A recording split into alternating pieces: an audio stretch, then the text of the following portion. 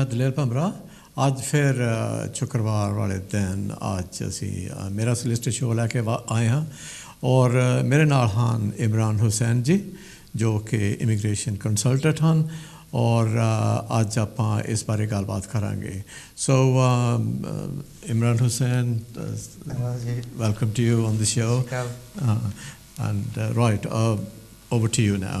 Thank you very much. Start yes. talking about yeah. So obviously the purpose of this show is to mainly create awareness. अब जानते हैं कि immigration एक बड़ा सा problem है, especially हमारे minority communities जो है बांग्लादेशी, Indian, Pakistani community, हमारे community पे migration is a big issue where they do not have access to the correct advice. Sometimes they don't have the access to the correct guidelines. Sometimes they're just simply having difficulty to reach out to a professional in order to know which path to follow. So the purpose of this show, as we always say, is more to help you out, give you a bit of general knowledge and see if you have any specific questions for which you do not really need a lawyer to do your application or help you out. You're well capable of doing that. It's just 1 or 2 points on which you need clarification.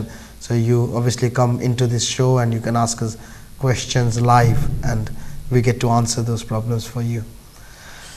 हाँ जी साढ़े इस show दे विच जिस तरह के तुहानू पता है कि लाइव कॉल्स ही लेने और लाइव कॉल्स वास्ते द टेलीफोन नंबर इज़ 0300770246 अगर तुहाडे ज़हन दे विच कोई भी क्वेश्चन होवे किसी किस्म दा भी इमिग्रेशन दे मुतल्लक तां तुसीं जरूर इमरान हुसैन जी हुणां दे नाल गलबात कर सकदे हो और Imran, there's a new law coming in very shortly, or has it already come in about the nationality law? Can we give them some information on that? Yeah, of course. So, this is creating quite a bit of noise, and since he has come in, I have received numerous phone calls from people to know whether it will affect them. So, first of all, this is not really a complete new dynamic of the law. ठीक है ना nationality पे always एक चीज़ था जिसको बोला जाता है कैरेक्टर कॉन्डक्ट आप जानते हैं कि from the British governments point of view being a British citizen is considered as a privilege that we will only give that privilege to those who we believe is capable of being part of our society or brings something good to the table. This is not automatic right people have to become a British citizen. आप देखते हैं इस दुनिया में बहुत सारे मुल्क हैं जहाँ पे आप जाके काम वगैरह कर सकते हैं but you can never take their nationality. They just don't give their nationality to foreign nationals unless you are by birth that citizen. You don't get it. But of course, UK government has been giving British nationality subject to certain conditions, but they have always been very particular about character conduct, and this has always been there. So अभी उन्होंने ये किया है कि character conduct का ये जो assessment है इसको और थोड़ा wide किया है. उनकी main approach जो है this is essentially to discourage people from number 1 entering UK illegally. Number 2, to live in the UK illegally. Number 3, they don't want, there are some people who just go underground and they take the system in the round to punish them or discourage people from doing that. And the main objective is, as you know, a lot of people take this dangerous journey through the channel to come into the UK. The British government very rightly wants to discourage that from happening because हम news पे देखते रहते हैं thousands of lives are lost. Thousands of children's lives are lost in that process. So, of course, the government wants to discourage that happening. So, that's why they have brought in a change where they're saying that if you have entered UK illegally or if you have breached the UK regulation in a significant way, you can be deprived of British nationality forever. So, they're putting this as a before similar ban applied to people who had criminal convictions over 4 years. If you had a criminal conviction where you went in, had a sentence over 4 years, you're for life banned. So now they're comparing illegal entry, they're comparing in dangerous travel through the narrow boats or small boats as a crime of that proportionate, and quite rightly to do so because these are dangerous and unlawful things to do. However, you have to understand number 1 thing is that the law has just come into the system on 10th of February. Now this law will go through the court systems and the court will talk about how fair it is, how unfair it is. क्योंकि ये हमारे English legal system पे एक चीज़ को हम बहुत skeptically देखते हैं. इसको बोला जाता है retrospective application of law.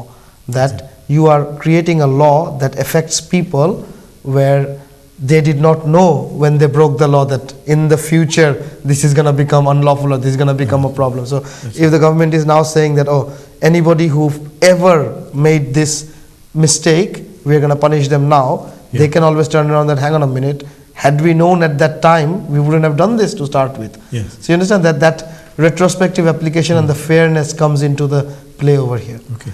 Now, how long have you got to be a citizen of UK before you can get that citizenship or nationality?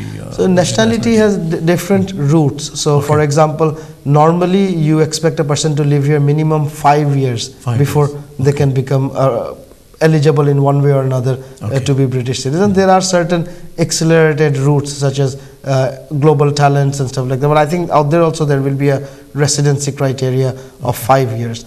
Most people will need at least 6 years to become a British citizen.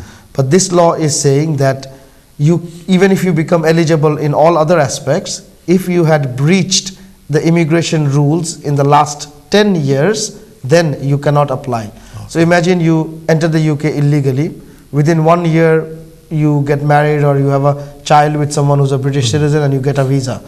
And then you spend 5 years from there on a spouse category or some category where you have now got your ILR. In 7 years time, 1 year illegal, 5 years legal, 1 year indefinite. Now in 7 years time you're trying to make an application, you cannot make that anymore. The previous law was saying that as long as you have indefinite leave to remain, we will not look at any conduct before that date. We will see if you have conducted any bad way after the grant of indefinite. But now they're saying that when you apply nationality, we will look at your conduct for the last 10 years. And if you have breached any immigration law or entered illegally or done anything wrong immigration wise in the last 10 years, then we will refuse that application. We can refuse that application forever, but if 10 years have passed, there is no other reason for which it should be refused, then we will consider exercising discretion. Now another point which is very important to mention is that this was actually the policy guidance. This was not a part of the law as it is now. It was part of the policy guidance even before 2022. Even before 2022 it said that we can refuse you under character conduct if you have done any immigration crime in the last 10 years. In 2022 they changed it and they said that okay, that's fine. We will not go behind the indefinite leave grant in your nationality application. But now they're again reversing back to their position that it was before the 2022 change, that no, we will look at your last 10 years character conduct. So people who have entered illegally, they can still apply for British citizenship, but there has to be minimum 10 years of legal residency or lawful residency for them before they can apply for nationality. Right, okay. There are a number of people who are worried about what has happened in America. Trump has started deporting, I think they deported 149 or something a few weeks ago. No, I'm not very aware of the numbers, but of course Trump's one of the agenda coming in was to have a very hard line on immigration. So is there anything, is there any possibility of that sort of thing happening in Britain here?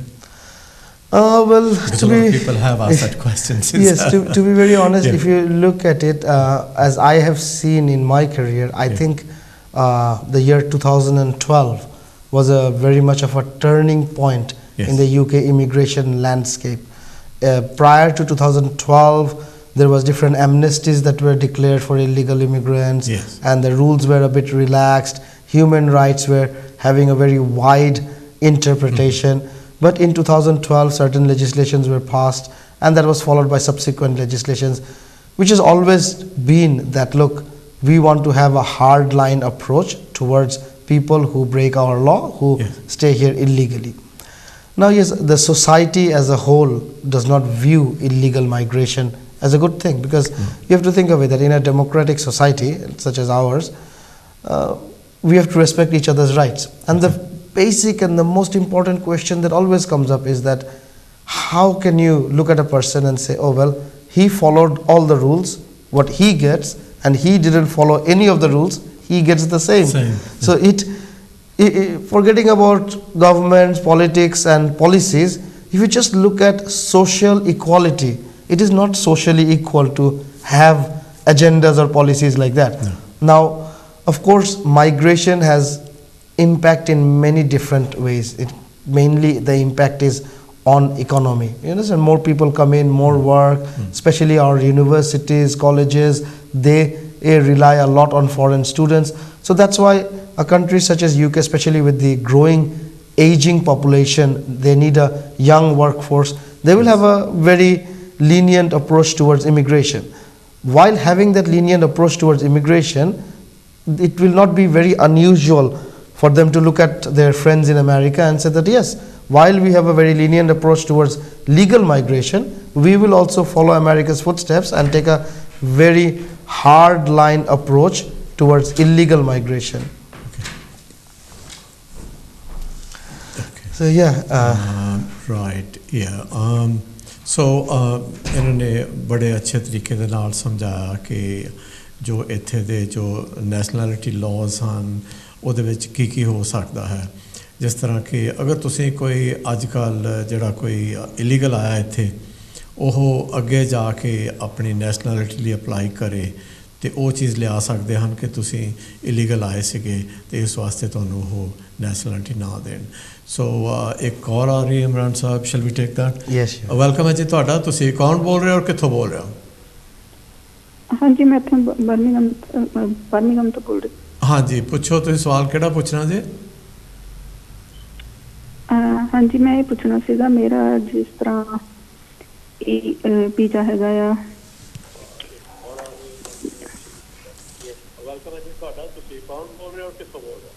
हाँ जी मैं Birmingham तो बोल रही जी आप अपना TV बंद कर दीजिए क्योंकि आपको डबल सुनाई दे रहा है आप टीवी बंद करके फोन पे जो सुन रहे हैं आप उसकी जवाब दीजिए क्योंकि टीवी में थोड़ा लेट पे आएगा हाँ जी ओके मेरा जिदा सेटलमेंट वीज़ा है मेरे को भी ई वीज़ा लेना पड़ेगा आपके पास वो यूरोपियन रूट पे वीज़ा मिला है सेटलमेंट यस यूरोपियन आप यूरोपियन फैमिली मेंबर है या यूरोपियन सिटीजन है हाँ जी यूरोपियन फैमिली मेंबर जी आपको ई वीज़ा लेने का ज़रूरत नहीं है आपका जो वीज़ा है वो प्री सेटल या सेटल्ड स्टेटस वो ऑलरेडी एक तरीके का ई वीज़ा है सो जब ब्रेग्जिट हुआ था यूरोपियन सेटलमेंट स्कीम जो आया था वो यूरोपियन सेटलमेंट स्कीम ही था एक इलेक्ट्रॉनिक सिस्टम जहाँ पे उन्होंने बोला था कि आपको वो बायोमेट्रिक रेसिडेंस कार्ड लेने का ज़रूरत नहीं है लेकिन अगर आप चाहते हैं तो आप ले सकते हैं ऐसे बोल के उन्होंने 31 दिसंबर तक दिया था लेकिन आप देखेंगे कि आप पहले भी ये शेयर कोड जनरेट कर सकते थे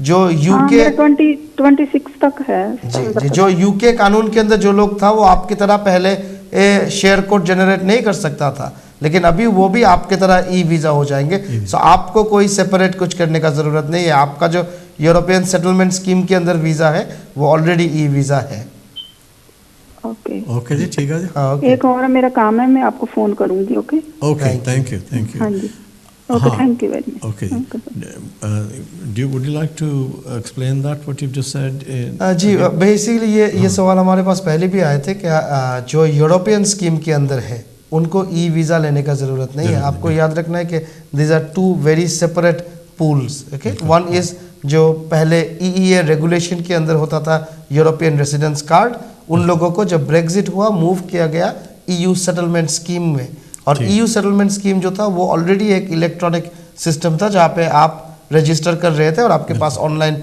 स्टेटस होता था हाउएवर जो लोग यूके इमिग्रेशन लॉ जैसे कि आप कोई ब्रिटिश से शादी करके आए हैं या फिर आप यूके में स्टूडेंट आए हैं या फिर आप यूके में काम करने आए हैं उन लोगों के लिए ऐसे ऑनलाइन सिस्टम नहीं था तो उन लोगों के लिए अभी ई वीज़ा आया है यूरोपियन लोगों के लिए नहीं यूरोपियन लोगों का ऑलरेडी ये एक इलेक्ट्रॉनिक फॉर्म ऑफ वीज़ा है We spoke about this last week, if you can remember that कि जो ई-वीज़ा है सारे जड़े इंडियन पासपोर्ट वाले पाकिस्तानी पासपोर्ट वाले ਜਾਂ बंगाली ਜਾਂ ਹੋਰ ਕੋਈ भी फॉरेन पासपोर्ट्स वाले जड़े उन्होंने लेना पैना but British passport holders do not need that that's right हाँ ਤੇ ਕਿਉਂਕਿ ਇਹਦੇ ਵਿੱਚ ਮੈਨੂੰ ਕਾਫੀ ਲੋਕਾਂ ਦੇ ਟੈਲੀਫੋਨ ਵੀ ਆਏ ਸੀਗੇ ਉੱਦਾਂ ਵੀ पूछने वास्ते दैट इज़ क्योंकि मैंने ये फिर से रिपीट कर दिया तो कंफर्म कर दिया कि दैट्स हाउ इट इज़ जी जो यूरोप देखिए वीज़ा किसको चाहिए वीज़ा चाहिए ऐसे लोग को जिसको परमिशन चाहिए यूके रहने की एक ब्रिटिश सिटीजन को यूके रहने के लिए परमिशन नहीं नहीं चाहिए. चाहिए. What they have is an inherent right. उनके अंदर ही ये हक होता है रहने का. सो जिसको वीजे का जरूरत नहीं है उसको ना फिजिकल वीजा ना इलेक्ट्रॉनिक वीजा का जरूरत है. किसी वीजे का जरूरत किसी नहीं. के वीजे की जरूरत है. एग्जैक्टली. राइट. ਆਪਾਂ इमरान साहब ਗੱਲ ਕਰ ਰਹੇ ਸੀ थोड़ा स्टूडेंट्स बारे भी. सो उस बारे कुछ बताएंगे आप कि जो यहाँ स्टूडेंट्स ऑलरेडी पढ़ रहे हैं जहाँ 1 साल का वीज़ा है उनके लिए फॉर मास्टर्स डिग्री और something like that. So have they been given some time to after graduating post graduation के बाद कोई काम करने का कोई टाइम दिया वो लोग? जी बिल्कुल. आप जानते हैं कि स्टूडेंट वीज़ा जो है नंबर 1 आपकी जो कोर्स ड्यूरेशन है होम ऑफिस ऑलरेडी उससे थोड़ा एक्स्ट्रा वीज़ा आपको देते हैं. ठीक है. सेकेंडली आप अगर अपने ग्रेजुएशन वो डिग्री पे हो या मास्टर्स पे हो, वंस यू कंप्लीट देयर आपको यूनिवर्सिटी एक लेटर देते हैं जिस लेटर के साथ आप 2 साल के लिए वर्क परमिट के लिए ऑटोमेटिक क्वालिफाई हो जाते हैं. उसको बोला जाता है ग्रेजुएट रूट वीज़ा. ग्रेजुएट. तो ये बेसिकली होम ऑफिस ने सिस्टम किया है क्योंकि of course as soon as you finish your studies आपको एक वर्क परमिट में जाना मुश्किल हो जाता है. People who want to establish a career here, who want to establish a future over here, this is essentially उनको 2 साल की मौका दिया जा रहा है कि इस 2 साल में आप डिफरेंट कंपनीज पे काम करें, थोड़ा एक्सपीरियंस गेन करें और उस एक्सपीरियंस के थ्रू आपके जो इंडस्ट्री कनेक्शंस और नॉलेज हो जाता है उसके थ्रू आप फिर वर्क परमिट में मूव करने के लिए मौका आपको मिले. ठीक है. जो ये 2 साल का वर्क एक्सपीरियंस लिए वीज़ा मिलता है आफ्टर ग्रेजुएशन, ये जो कंपनीज है can they extend that afterwards if they feel that they want to keep them? जी बेसिकली जो ग्रेजुएट रूट वीज़ा है उस वीज़े का कोई एक्सटेंशन नहीं होता, वो सिर्फ 2 साल का ही होता है दैट एंड. बट जिस कंपनी में वो 2 साल काम किया है, if that company likes and sees that okay you are an asset to the company, then that company apply कर सकता है होम ऑफिस पे एक स्पॉन्सर लाइसेंस के लिए. वो स्पॉन्सर लाइसेंस लेकर वो सारे स्पॉन्सर लाइसेंस के क्राइटेरिया को सेटिस्फाई करके इनको फर्दर स्टे के लिए स्पॉन्सर कर सकता है as a work permit holder. But it is not that continuation of the graduate scheme, but it is switching to a different category known as work permit. Ji. So इसके लिए वो company को आपको वो 39,000 से ऊपर सैलरी भी offer करना पड़ेगा.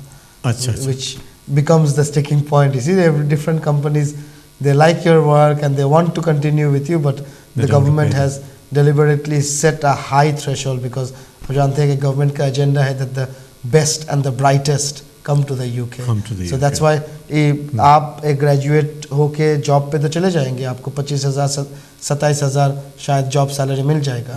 But when you are an exceptional talented person, when you have like really done good in your education, really done well in your professional, so what will happen is the top companies, they will offer you job and they can only offer you such higher salary as a fresh graduate entry. So that's why they've kept a high salary criteria to filter out from average workers to talented workers who will be able to get it.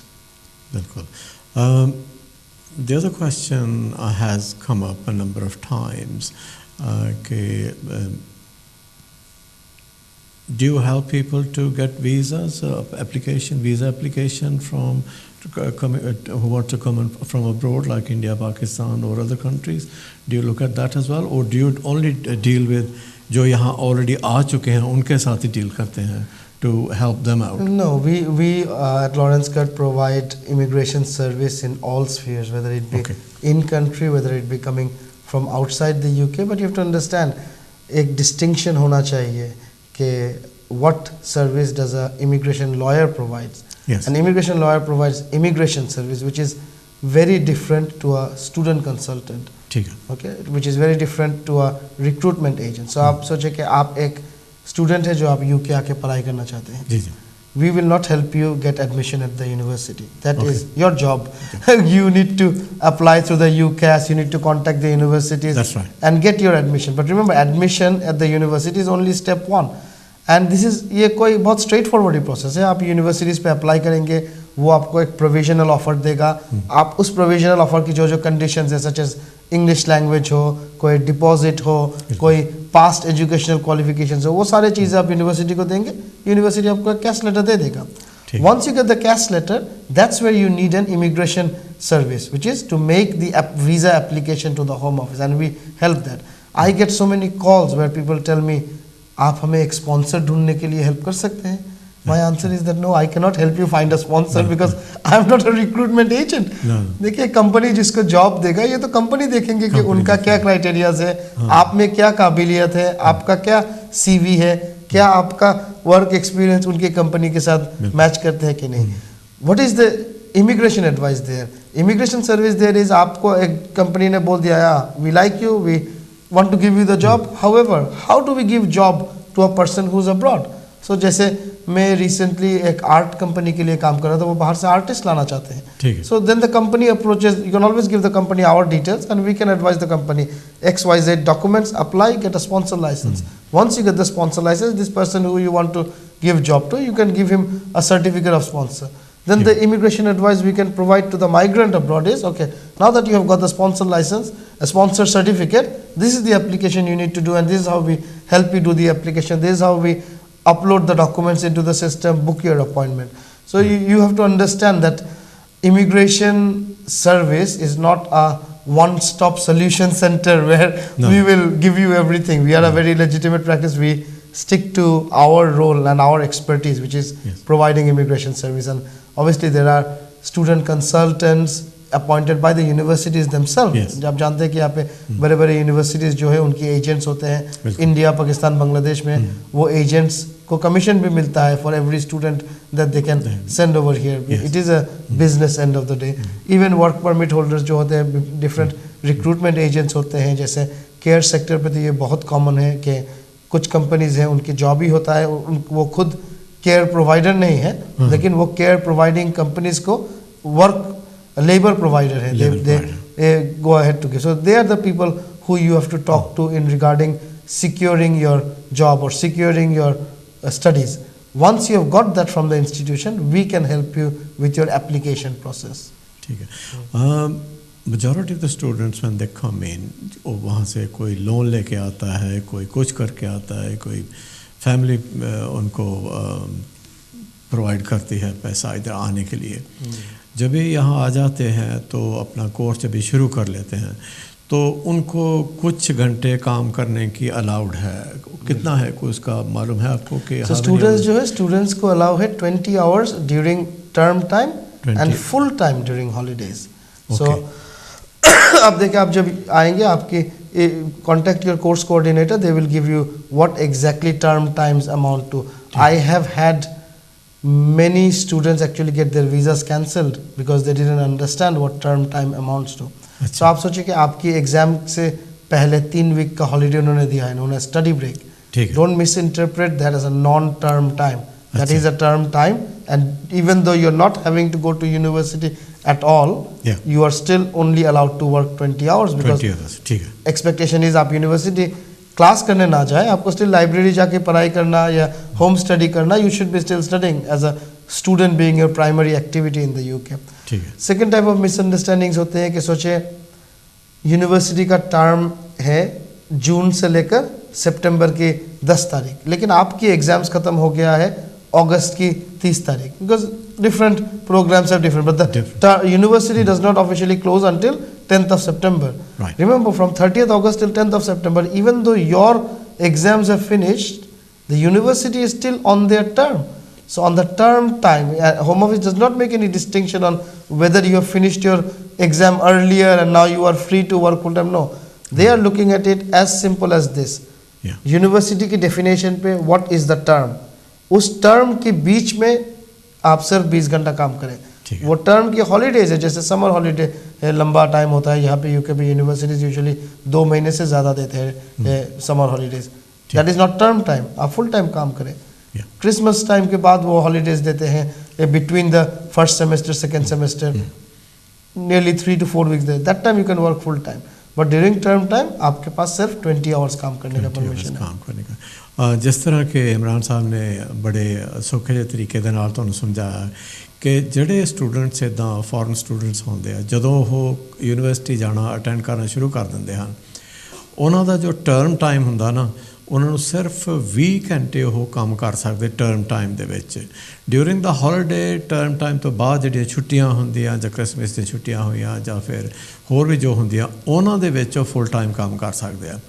ਤੇ ਇਹਦੇ ਵਿੱਚ ਤੁਹਾਨੂੰ ਥੋੜ੍ਹਾ ਜਿਹਾ ਖਿਆਲ ਰੱਖਣਾ ਪੈਣਾ ਕਿ ਕੋਈ ਵੀ ਸਟੂਡੈਂਟ ਟਰਮ ਟਾਈਮ ਦੇ ਵਿੱਚ 20 ਘੰਟਿਆਂ ਤੋਂ ਜ਼ਿਆਦਾ ਕੰਮ ਨਾ ਕਰੇ ਕਿਉਂਕਿ ਉੱਤੇ they can actually take action if they do work more than 20 hours. That will if be a it's violation. proved. It will get their visas cancelled, revoked outright. ਹਾਂ ਕਿਉਂਕਿ ਇਹ ਤੁਹਾਡੇ ਜੋ ਵੀਜ਼ਾ ਦੀਆਂ ਕੰਡੀਸ਼ਨਸ ਹੁੰਦੀਆਂ ਉਹਨੂੰ ਵਾਇਲੇਟ ਕਰਦਾ ਤੇ ਇਸ ਵਾਸਤੇ ਤੁਹਾਨੂੰ ਉਹ ਰਿਵੋਕ ਵੀ ਕਰ ਸਕਦੇ ਤੁਹਾਡਾ ਵੀਜ਼ਾ ਤੇ ਇਸ ਚੀਜ਼ ਦਾ ਸਾਰੇ ਸਟੂਡੈਂਟਸ ਨੂੰ ਖਿਆਲ ਰੱਖਣਾ ਪੈਂਦਾ ਹਾਂ ਕਿਸੇ ਵੇਲੇ ਆਪਾਂ ਕਹਿੰਦੇ ਵੀ ਕਿਹੜਾ ਪਤਾ ਲੱਗਣਾ ਪਰ ਜਦੋਂ ਬੰਦਾ ਫਸ ਜਾਂਦਾ ਤੇ ਫਿਰ ਉਦੋਂ ਤੁਹਾਨੂੰ ਥੋੜੀ ਔਕੜ ਆ ਜਾਂਦੀ ਹੈ ਔਰ Imran Sahab, have they actually revoked visas for any idea how many people have they revoked these for or? Currently, they are revoking significant amount of visas. Achha. The Home Office has gone into a very robust enforcement phase now. आप बोल सकते हैं क्योंकि देखिए ये जो work permits especially दिया गया था back in 2022 and 2023, the government has got to know that not people. Mainly companies इसकी बहुत bad advantage they have taken. They have सोचे कि आपकी कंपनी में 10 लोगों की ज़रूरत है आपने 20 लोगों की ECOS लेकर उनको स्पॉन्सर किए हैं अभी 20 लोग आ गए हैं 10 लोगों के काम करने के लिए और आप किसी को भी फुल टाइम जॉब नहीं दे सकते सबको आप पार्ट टाइम्स वगैरह दे रहे हैं which are like violation of your sponsor license agreement with the government. So they are going around cancelling first sponsor licenses then they are going around sending the migrant which is very sad in some sense because it was not the migrants fault they didn't do anything mistake but आपको समझना है कि जैसे आप अगर UK शादी करके आते हैं और आप बोल रहे हैं कि अच्छा my wife is very mean to me my in-laws are mistreating me it's not my fault I have come here but you have to understand why have you come here you have come here to live with your wife now that you are no longer living with your wife the expectation is you go back to your country similarly if you have come here to work for a company and that company cannot give you the work the expectation is you either find a new company and move there या फिर आप अपने मुल्क वापस चले जाएं so इस sector पे बहुत लोगों की वीज़ास कैंसिल हो रहा है स्टूडेंट्स जो है स्टूडेंट्स को भी जब when they are having enforcement visits at different workplaces they are finding students working there they are straight away interviewing the student there remember one of the key things that I have seen in my practice के वो उनकी phones पे check करते हैं so I had one student I remember he was arrested working he was allowed to work 20 hours they took his phone and they went through the messages and saw that in addition to this job he was doing a catering job every evening from the text message they figured out that he was working 40-50 hours every week in violation and they cancelled his visa there and there is a call coming हाँ जी ਤੁਸੀਂ ਕੌਣ ਬੋਲ ਰਹੇ ਹੋ ਔਰ ਕਿੱਥੋਂ ਬੋਲ ਰਹੇ ਹੋ ਵੈਲਕਮ ਹੈ ਜੀ ਤੁਹਾਡਾ Hi, I just wanted to ask if a girl has come on carer visa into the UK is she able to get married and what would the procedure be for that okay so with a British boy yeah so if a girl comes into the UK it depends on what category of visa they have come in with. If they have come in a visit visa, they can get married in the UK, but they will have to go back to their country and apply for fresh entry clearance to come back into the UK as a spouse. They cannot switch from visit visa to a spouse visa. If the girl has come on a student visa or they have come on a work permit visa, they can switch from that category to a spouse visa. So you need to see what all categories do permit you to switch and what categories don't permit you switch. But most categories do permit you to switch. Second thing you must remember is the girl who has come in, if they have become overstayed by more than 14 days, then they cannot switch. They have to go back and switch. So this is also part of the requirement as you were asking. This requirement is known as eligibility immigration status requirement. So they must not be as a visitor, they must not be illegal for more than 14 days, they must not be in breach of any other immigration condition at the time of residency. These are the stuff. Of course, in addition to that, they have to meet an English language requirement, which is for spouse entry is A1, spouse extension is A2, spouse indefinite leave is B1. They have to meet a financial requirement, which needs them to show £29,000 income. If the girl is already here in the UK on a work permit, then she can show her work and the husband's work combined together makes 29,000. If the girl is here on a student visa, she can show her 20 hours work, her husband's work combined together to meet that 29,000. Or if the husband himself is earning 29,000, then she can just rely on that income, but they have to meet that income requirement. Then there is a accommodation requirement. They must show that once they get married, they have a place to live. They're not going to be homeless. And yeah, there is the main key requirement in a spouse application is the marriage is genuine and subsisting. Genuine means, of course, it's not a fake marriage you have entered just for the purpose of getting a visa.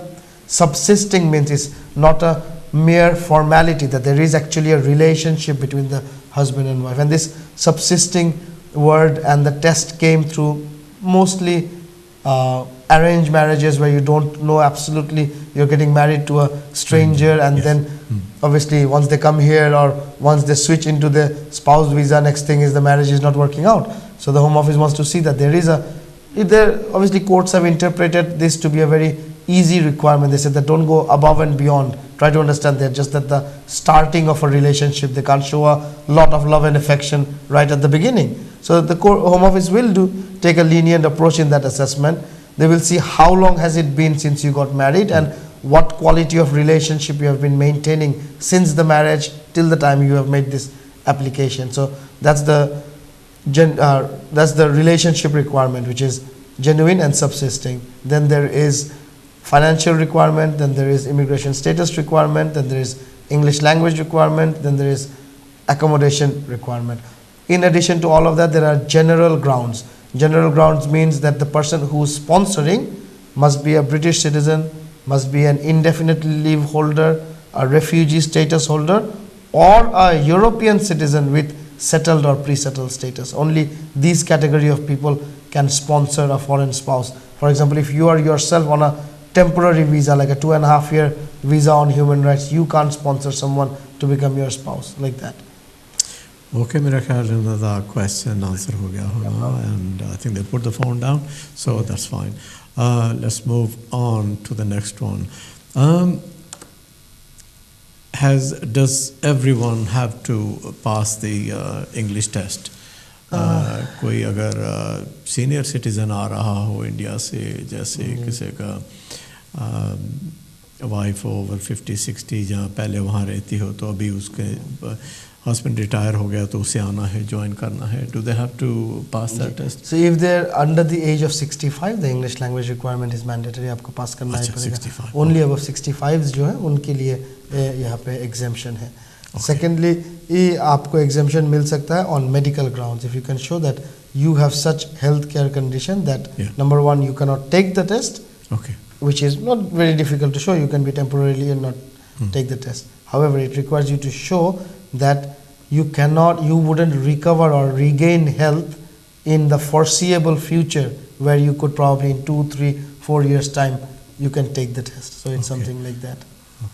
I think if we can mention that, I think on the TV screen they show my mobile number and the studio number. So I'm obviously not able to answer my mobile phone while I'm on the show. So anybody who wants to talk to me through the show, then you have to look at the studio number, which is 0300 770 2246. It's on the screen. You have to call that number, because obviously just from picking up from the last show, once I finished the show and I came out of the studio, I saw there was 20-25 missed calls, and when I was calling those people, they were like, oh yeah, we was watching your show and we tried to talk to you, we thought that is the number to call. So please do remember that the studio number starts with 0300, and the 07 mobile number, that's my personal number. And obviously if you want any kind of advice from me, you need to call that number after the show, preferably during business hour during the day.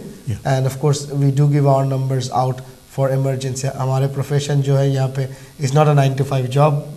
Difficulties come in all time of the day and during holidays and stuff as well. That's why we do keep an eye at our phone 24 hours, 7 days a week. But of course try to keep emergency calls only on after hours, and keep just general calls and general inquiries during the working hours. ਸਾਰਿਆਂ ਨੂੰ ਗੁਜ਼ਾਰਿਸ਼ ਹੈ ਕਿ ਜਦੋਂ show ਦੇ time ਤੇ ਤੁਸੀਂ ਜੋ ਮੋਬਾਈਲ ਨੰਬਰ ਸਕਰੀਨ ਤੇ ਆ ਰਿਹਾ ਹੈ ਉਹ ਤੇ ਟੈਲੀਫੋਨ ਕਰਨ ਦੀ ਖੇਚਲ ਨਹੀਂ ਕਰਨੀ, ਕਿਉਂਕਿ ਉਹ ਟੈਲੀਫੋਨ ਐਟ ਦਾ ਮੋਮੈਂਟ ਬੰਦ ਹੈ। ਜਦੋਂ ਅਸੀਂ ਸ਼ੋਅ ਕਰਦੇ ਹੋਈਏ ਉਦੋਂ ਮੋਬਾਈਲ ਫੋਨ ਆਨਸਰ ਨਹੀਂ ਕਰਦੇ।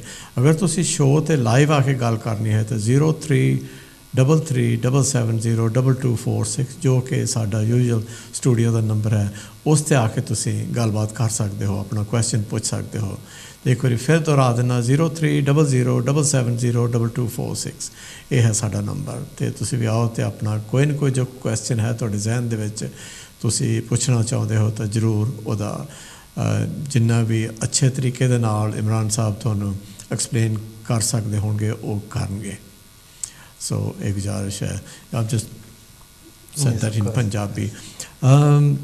Right. Okay. What else is happening these days? I mean, majority of people who are contacting you, what sort of cases are they? Are they students? Are they generally people who are claiming asylum or who come in work permit and they want to extend it?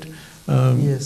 So give us some. We do get a huge amount of enquiries in the asylum sector क्योंकि आप जानते हैं कि बहुत लोग UK आते हैं और वो asylum claim करना चाहते हैं उनको अपने मुल्कों में मुश्किल होते हैं कभी-कभी उनकी थोड़ा मिसअंडरस्टैंडिंग होते हैं asylum कानून के बारे में तो हमें उस पे गाइडेंस देना पड़ता है फिर हम asylum की जो इंटरव्यू प्रिपरेशन है जहाँ पे आप जो बताना चाहते हैं हम तो आपको कोच नहीं करते कि don't to say a lie all we do is that look When you say an answer, understand कि listener जो है वो गलत समझ सकता है आपको. So that's why how to best present your answer. I always advise my clients, and it's a bit funny. My clients find it quite funny. I say that look, whenever you go for an interview, when any question is asked to you, always try to explain your answer as if you're talking to a 5 years old. Yes. That's how you know that your answer is precise. It is with context. और आप ऐसे चीजें बोल रहे हैं जिसको manipulate या misinterpret नहीं हो सकता ये कॉल आ रही है इमरान साहब कॉल ले रहे थे हेलो जी तुसी कौन बोलते और कित्थों बोलते और ਤੁਹਾਡਾ सवाल की है जी हेलो हाँ जी वेलकम है जी we are listening to you अपना क्वेश्चन पूछो जी तुसी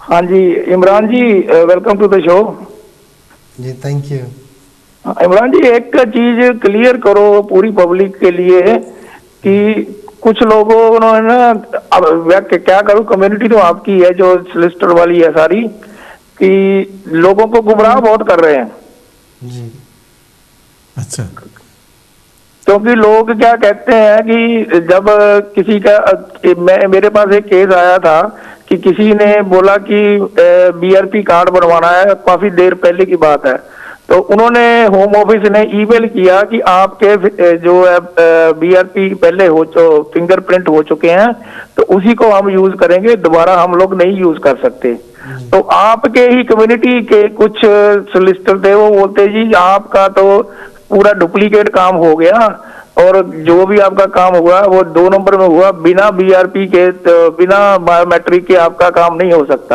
अच्छा फिर ये देखिए वो बंदा बीआरपी कार्ड आने के बाद इंडिया से वापस भी आ गया जी बिल्कुल देखिए ये अच्छा तो जी वो फिर भी उसको बता रहे हैं कि नहीं जी आपका तो बीआरपी कार्ड ही डुप्लीकेट है no this is known as biometric re injection so the मतलब ये थोड़ा क्लियर करो लोग ना हमारे जो पंजाबी लोग हैं इनको वो बेचारे बहुत सीधे लोग हैं वो मेरे को बोल रहे हैं कि नहीं जी वो सॉलिसिटर बोल रहा है कि जब तक बीआरपी नहीं हो बायोमेट्रिक नहीं होगा तब तक तो आपका जो बीआरपी कार्ड है वो डुप्लीकेट है और अब वो इंडिया से वापस भी आ गया जी देखिए ये सही है कि 2009 पे जब ये रेगुलेशंस चेंज किया गया उन्होंने ये सिस्टम लाया था कि हर एप्लीकेशन पे सबको जाके अपना फिंगरप्रिंट करना पड़ेगा and every application was being recorded with fingerprints.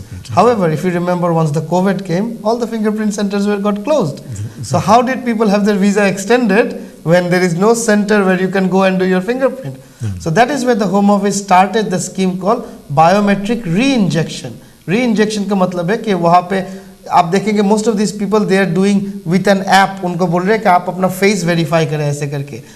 So once their face is verified using that app and that app can distinguish whether you are holding a picture in front of the camera or you are holding the camera in front of your face. It is taking a 3D scan of yours.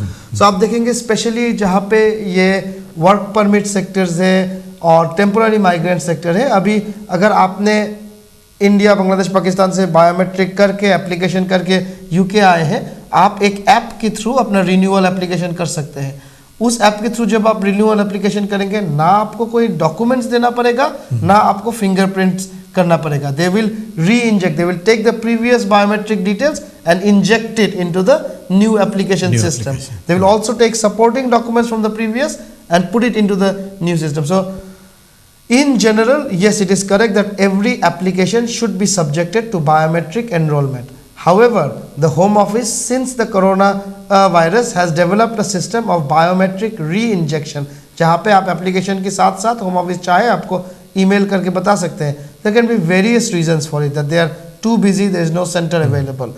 There can be a system of where your previous application and this latest application is such short time that they don't think it's necessary to retake your biometric details again. So there can be many situations where without a biometric enrollment they approve your visa, and that is known as biometric re-injection because they have used the same biometric that you have previously used in an application. And this system came into place when the COVID pandemic started and the government developed a system of biometric re-injection. They even opened an app called IDV app. It's a red color app through which people who were making applications during COVID, they could do their own biometric, and that did not involve any fingerprint, that only involved scanning your face. And now they have also opened online application systems and app application systems for work permit holders to extend their visas, not ILR, just extend their visas. And even at that time they can use that app to take their facial picture and their biometric will be re-injected. One category in which I see 99% of the time Home Office don't ask for biometric is the domestic violence concession route. All domestic violence concession applications we are making, Home Office is sending us letters saying that we will reuse the previous biometric, they don't need to do it again, and they are issuing new visas. So yeah, this is not something you should be worried about. आप जानते हैं कि अगर आपके पास अभी नया biometric card आया, आप अपना ई वीज़ा रजिस्टर कर ले. आप जब ई वीज़ा रजिस्टर करेंगे वो तो आप डायरेक्ट GOV वेबसाइट पे देख ही सकते हैं कि आपका क्या स्टेटस है. So there is no question of fraud happening there. Right, is there anything new coming up which our viewers should know? जड़े कोई भी ऐसी नवी चीज़ आ रही है?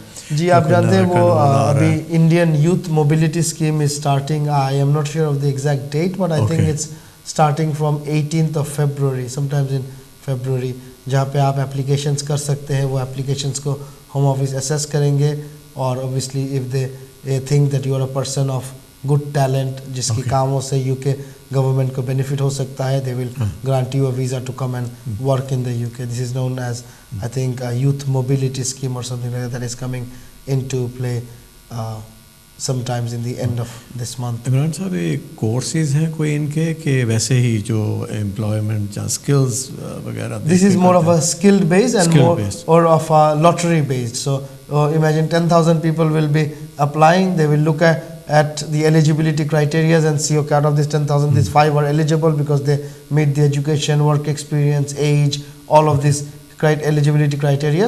Out of that 5,000 there will be a lottery system where maybe 100 or 200 people will be given the visa to come. So there will be 2 phases of this. First phase starting in February, and then there will be a second phase, I believe sometimes in June, that will come across.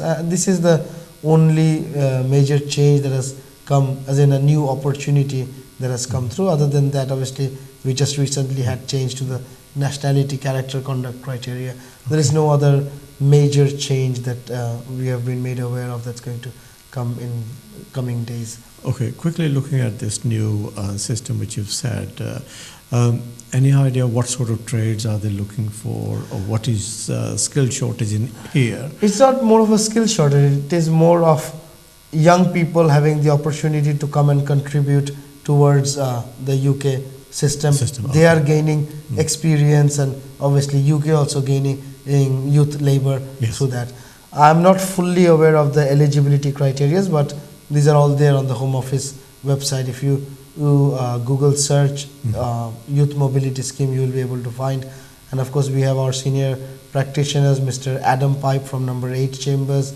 He has a fantastic YouTube channel free for all of you to use. If you go on YouTube and search Adam Pipe Barrister, you will be able to find his YouTube channel. He has done a lot of podcasts and short videos on these matters as well, from where you can gain a lot better information than I can give you. He is one of the best in this practice, and of course from his YouTube channel, which is free, you can get a lot of information. I have not fully gone into the details of the eligibility criteria because it has not started yet. So hopefully in the coming weeks I can give you more information on that. Okay, call आ रहा। Welcome जी ਤੁਹਾਡਾ, ਤੁਸੀਂ ਕੌਣ ਬੋਲ ਰਹੇ ਹੋ ਔਰ ਕਿੱਥੋਂ ਬੋਲ ਰਹੇ ਹੋ ਔਰ ਤੁਹਾਡਾ ਸਵਾਲ ਕੀ ਹੈ? ਹੈਲੋ हेलो हाँ जी, वेलकम जी, ਕੀ ਸਵਾਲ ਤੁਹਾਡਾ ਜੀ? मेरी प्रॉब्लम, मेरी कुड़ी नू डॉक्टर ने सुवियां पे रखिया, दवाई से रखिया होया कि बीमार है, वो झूठ बोल रहा है डॉक्टर। अच्छा जी, ਤੇ ਤੁਸੀਂ ਤੁਹਾਡਾ ਸਵਾਲ ਕੀ ਹੈ ਇਸ ਬਾਰੇ? झूठ बोल रहा है डॉक्टर। आप अपना टीवी बंद करके डायरेक्ट शो से बात करें फोन के ऊपर, क्योंकि टीवी में आपको थोड़ा लेट आवाज आएगा। सो आप फोन पे जी। अच्छा, हाँ, क्या कहूँ? हाँ, और ये ऑब्जेक्टिव केयर होम वाले ने मेरी लड़की रखी हुई है अपने होम विच, वो तो गवर्नमेंट को किराया ले जाते, and she is supposed to stay with me in a council house जेड़ा के गवर्नमेंट सानू हेल्प कर रही है, तो we pay them direct debit। ते डॉक्टर कहता ये तो बहुत बीमार है, मेरी लड़की नू तो कोई बीमारी हैगी ही नहीं, we are living healthy people. ते डॉक्टर क्यों झूठ बोल के उन्हें ऑब्जेक्टिव केयर होम से रखा है, जिसे मेरी कुड़ी not allowed to stay at home. This is the problem we are facing from the doctor. बहुत झूठ बोल रहे हैं, उन्होंने पता नहीं की मिलता, उन्होंने शर्म नहीं है जरा भी।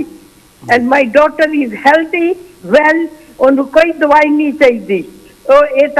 डॉक्टर ने तो मैनू माफ कर दिता, उन्होंने मेरी कुड़ी नू पकड़ लिया, पता नहीं क्यों। वो 16 साल की सी, जवान कुड़ी सी। हुण भी किन्ने लोग कहते शी इज ब्यूटीफुल गर्ल, पता है ब्यूटीफुल गर्ल हूँ 45 दी हो गई है। शर्म करो, मेरी डॉक्टर मैनू फेस नहीं करके खुश, वो मेरे नाल गलत नहीं करके खुश, और मेरे नाल झूठ क्यों बोल रहा है। मैं डॉक्टर नू रोज चिट्ठी लिखनी है जेडी हंसलो विच हैगन कि what is the matter with you, ਤੁਸੀਂ ਕਿਉਂ ਮੇਰੀ ਕੁੜੀ ਨੂੰ ਮਾਰਨ ਲੱਗੇ ਹੋ। We have got a neighbourhood they are killing people, छोटे छोटे बच्चों नु मार दिता। Okay, thank you very much, thank you very much. With my own eyes, my neighbor have died, रो के दोनों मर गए। कहते डॉक्टर मेडिकेशन जड़ी देंदे उन्हां नाल असीं मरदे पए हां, पर doctor don't want to listen. हुण उन्हां नू मेरी कुड़ी मिल गई है ते ओ सानू हैरान कर रहे हैं जी। मेरी कुड़ी मैं समझ गया हूँ, आप ऑब्वियसली अनहैप्पी हैं the way doctors are planning your daughter's treatment. आपको लगता है कि उन्होंने सही जो सच है आपकी बेटी के बारे में वो नहीं बोल रहे हैं, और जो भी ट्रीटमेंट उन्होंने रेकमेंड किए हैं ये आपकी इंटरेस्ट के खिलाफ है, और इस ट्रीटमेंट की वजह से आपकी बेटी आपके साथ नहीं रह सकता और उसको किसी तरीके का केयर होम में रखा गया है। अभी देखिए, of course this is not my sector of speciality, I am an immigration consultant, but मैं आपको एटलीस्ट इतना बोल सकता हूँ कि जो मेडिकल प्रैक्टिशनर्स हैं, अगर आपको लगता है कि उन्होंने किसी तरीके का गलती किया है, आपको नंबर 1 चाहिए कि उनकी जो प्रैक्टिस है उनकी प्रैक्टिस में एक फॉर्मल कंप्लेंट दाखिल करें। अगर उस फॉर्मल कंप्लेंट की जवाब से आप खुश नहीं हैं, आप देखिए गूगल पे आप सर्च करें complaint to the parliamentary ombudsman.